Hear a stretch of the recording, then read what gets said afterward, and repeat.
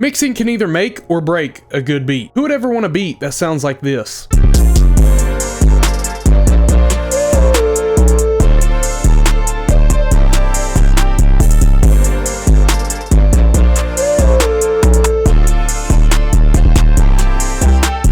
In today's video, I'm going to show you how you can take your beats from sounding like that to this in only 3 simple steps.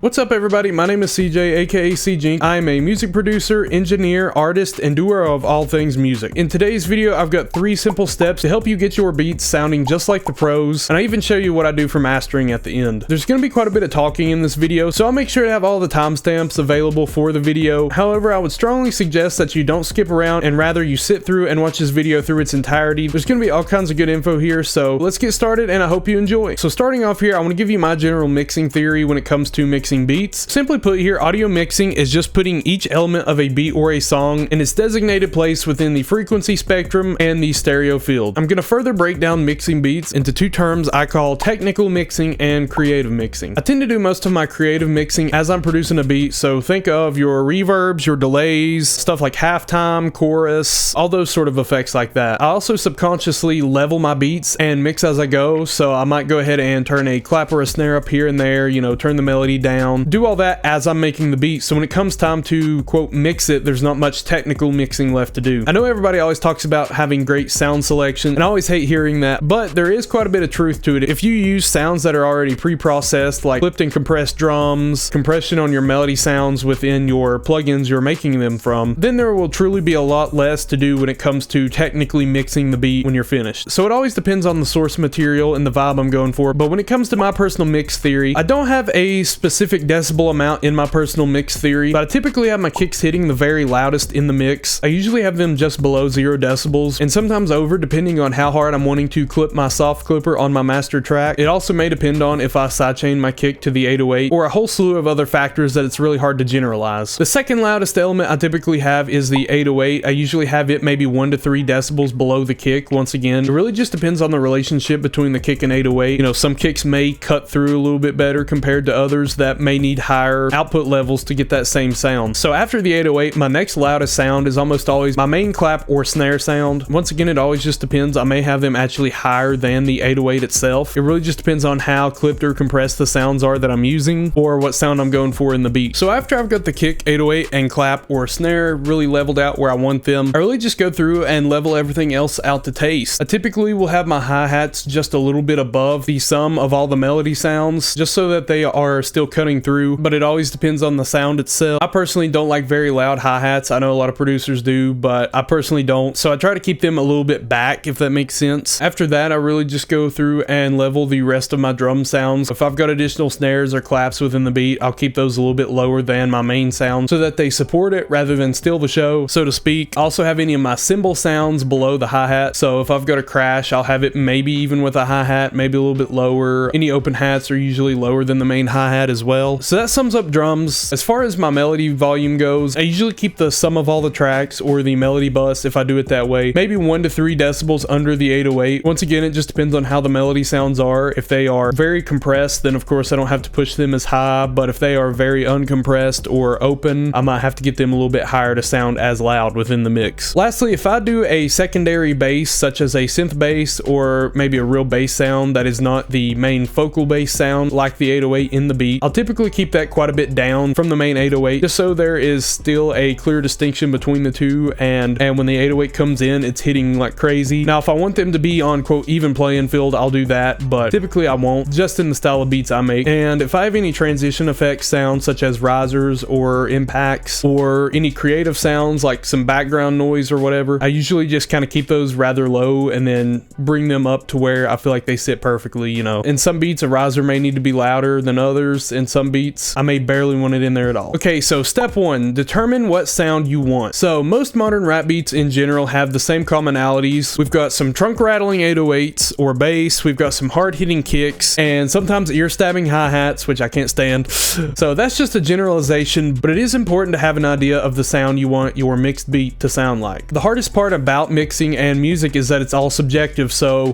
what might be too much to me might not be enough for you, or vice versa. So me personally, I love driving all of my beat elements into a soft clipper on the master bus. That's how the modern rap sound is achieved, but in some cases, some beats may need to be mixed more cleanly, where I'm not just throwing everything into a clipper and I'm giving more space for everything to breathe and having stuff a lot more open. I've mixed very lightly hitting beats, but I've also mixed a lot more hard hitting and distorted beats. It all varies from different genres to different sounds, so make sure you have an end goal sound in mind before you begin mixing. So I made this beat named Victory back in June of last year, and for it, I'm gonna go off my personal mix theory. So that means we're gonna have some louder 808s, hard hitting kicks, very present but also not very harsh high end. So once you've established your relationships between your sounds and you've got the idea you want, let's move on to step two. Step two, begin leveling your sounds. So if I weren't going through and altering the volumes of stuff as I'm making the beat, my general theory is going to be pulling everything down and then going ahead and getting my kick, 808, and clap or snares set, as well as lowering the melody quite a bit to go ahead and give us plenty of room to work with here. One thing I forgot to mention is your listening source is also going to be very important in how you mix your beats. So if you've got some headphones like me, I've got the Beyerdynamic 770 Pros. The high end is very exaggerated, so for me, I always have lower hi-hats. I always make sure to switch over to my old headphones, my Sennheiser HD280 Pros here, as I've used these and made beats for really 3.5 years. I've still kind of got an ear for them, and I know that if I can get it to sound good in these, it's going to translate in my car, on my speakers, and everywhere else. I like these headphones a lot, but the high end in them is just crazy. I've been using these for like 4 months now, and I still can't feel confident when I use them. I always go back and reference in these headphones here. So a couple things to note really quickly before we mix. I did do some creative mixing on this beat. I put halftime on the verse here and consolidated it to audio, so that is why we have some audio tracks here, and I also put a filter in here for the verse so that it helps to further the arrangement and let the artist or listener know that, hey, this is a different section of the song. So I'm gonna just start off here by looping the hook area, and I kind of just played around with all the sounds. I threw everything at least to 0. I might have raised or lowered some stuff, so here's what we have.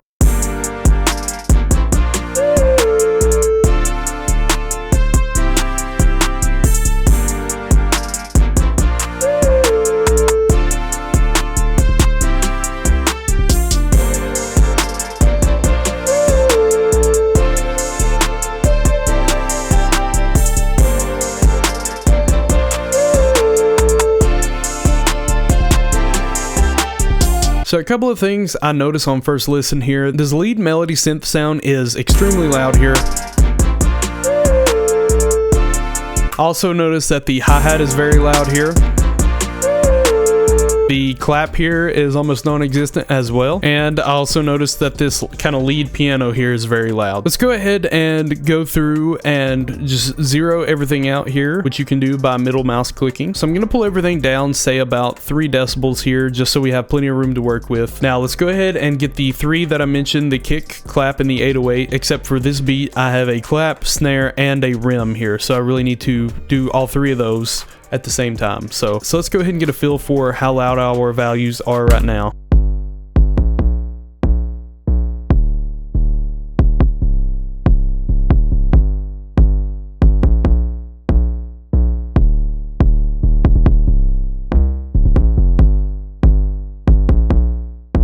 So for this particular beat here, I'm hearing the kick kind of have some phase issues with the 808. Let's try moving the notes up or down real quick.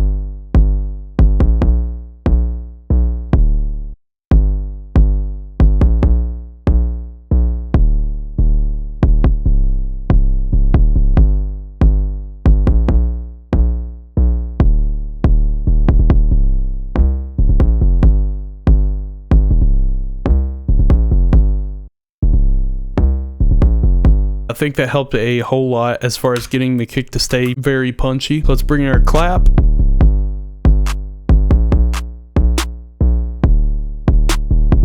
I believe for this one I wanted the snare to kind of be the main sound in this, so I'm gonna go ahead and actually increase our volume on the channel rack just so we've got some extra volume.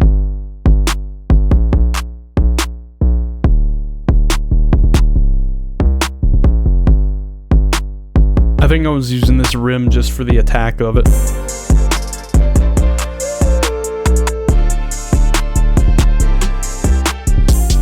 So I think that's actually sounding really good. I'm gonna push our drums back up a little bit. Open hat a little too loud. Okay, so let's go ahead and move on to our melody now. Bring the synth down quite a bit. Bring up this synth. Bring up the brass.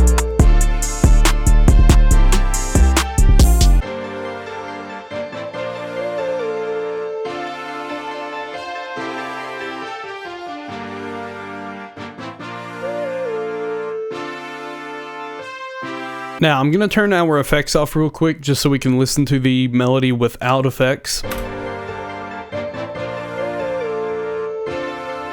Now, one by one, I'm going to add in what I've done. I've got some slight EQ on the main piano here. Just cutting out some lows and a mid dip. Now, I've got the brass. I've got some OTT here,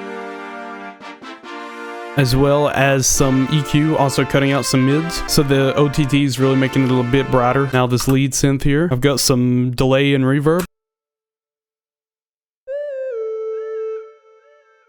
That made it sound a lot better. This lead piano sound right here. So a low cut, OTT, and a little bit of a high boost here. And lastly on this synth sound here, I have a high end boost.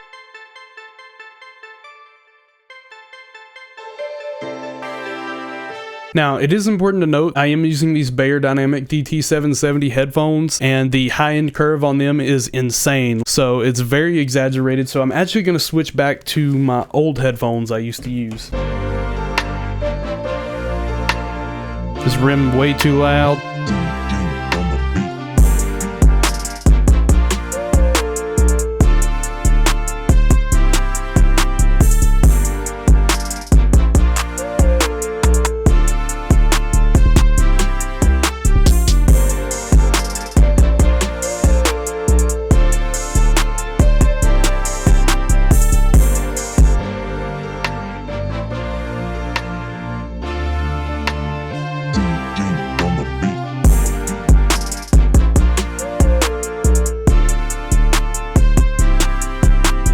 So now that I've switched back to these headphones, the hi-hat does indeed sound way too much for me. However, I know that it is actually just right, so I kind of just have to remember that mentally while I am listening to it, and remember that it's going to translate well and there's nothing wrong with it. So one important thing to note here, since I put halftime on the melody, is that it does lower the pitch of your stuff by an octave, so it is important to check your low end and make sure it is not clashing with anything. So as you can see, I've got this lowered here. Very little information here at 100. And then now we have all of this. Okay, I'm really happy with this, so let's move on to step 3. So step 3, processing tracks as needed. Now, like I said, I don't go super deep in mixing my beats because I choose what sounds good off the bat, and I don't have to do too much fixing. But this beat might have been a bad example because I did do much tone shaping after the fact. For example, say the kick needed some extra clipping or something, I would go through here and I can throw a standard clip on and start going ahead and playing around with everything right now. And I can go through and process my tracks further as needed.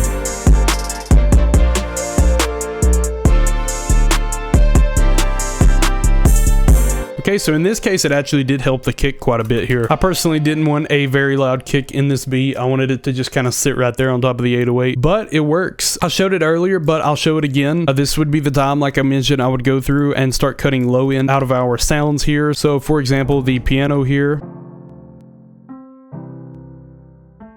you can hear all that low end on the lead piano sound here. I put this EQ and compression on it.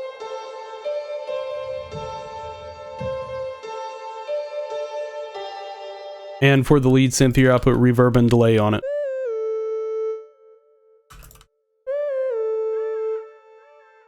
So this would be the time I'm going through and compressing or clipping sounds if it needs it. Any more creative effects I might want to do, any panning or stereo widening, all that sort of good stuff. But I feel like the source material on this one was good enough that it didn't need any of that. Lastly here, let me just show you my tag, the volume I've got it at.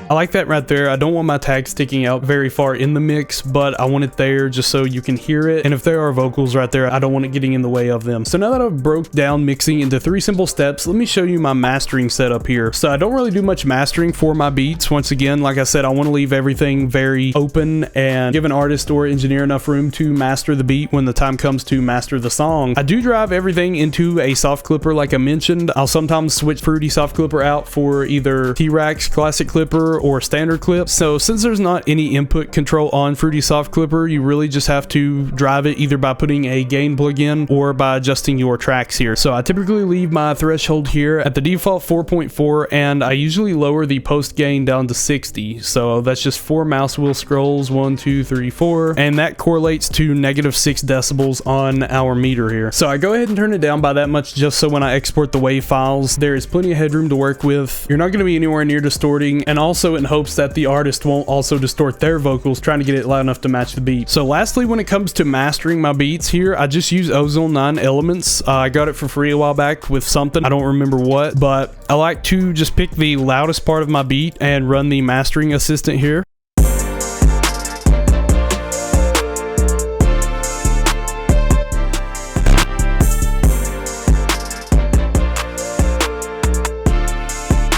So let's look at the EQ decisions it made. It wanted us to take about a decibel off the low end here, which is typical. I typically just nudge that maybe up to about 0.7, you know. Now, if I have some very wide peaks here, so that is a whole lot, and that tells me I need to check on this frequency.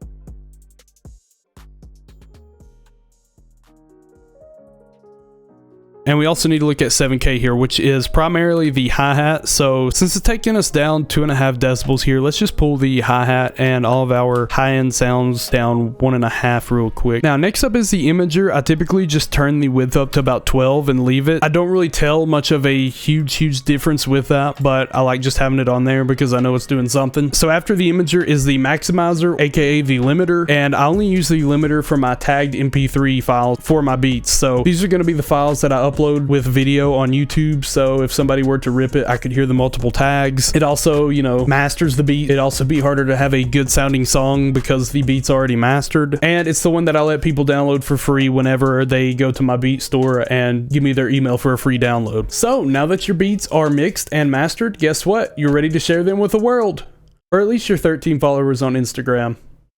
Thank you all so much for watching. I hope this has been a huge help to you. If you want to learn beat making or mixing and mastering with me one-on-one, be sure to click on the link down in the description below to my teaching services. I also have a producer Discord server I just started, so feel free to go join that up and get that place popping. If you enjoyed this video, please be sure to hit that like button and subscribe. It'll help me out a lot and let me know what I need to make more of in the future. My name is CJ, aka CJink. Have a good whatever time of day you're watching this, and God bless.